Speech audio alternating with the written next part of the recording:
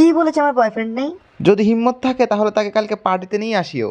এখন কোথায় পাবো বয়ফ্রেন্ড? আরে আমার পার্টি মাফ করো ছোট, তুমি একদিনে কত টাকা কামাও? 500 টাকা। আমি তোমায় 5,000 দেবো। আমার ফ্রেন্ড বলেছে আমাকে পার্টিতে আমার বয়ফ্রেন্ডকে নিয়ে যেতে হবে। কিন্তু আমি তো খুবই ছোট। চিন্তা করো না, তোমার আমার বয়ফ্রেন্ড না, ছেলে হতে হবে। এই টাকাগুলো দিয়ে সুন্দর জামা কাপড় কিনবে এবং আরজি মার্কেটের সামনে চলে আসবে।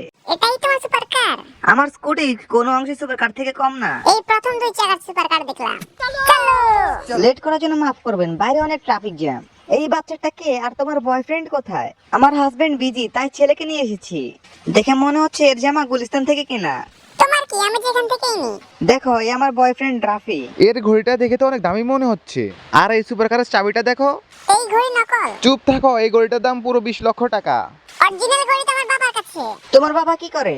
ও আরজি গ্রুপের মালিক। আচ্ছা, তার আগে বলে দিই, আমার বয়ফ্রেন্ড আরজি গ্রুপের মালিক। আমি সত্য বলছি। তাহলে দেখা করাও তোমার সিইও বাবার সাথে। আমি আরজি গ্রুপের সিইও আর ওর বাবা।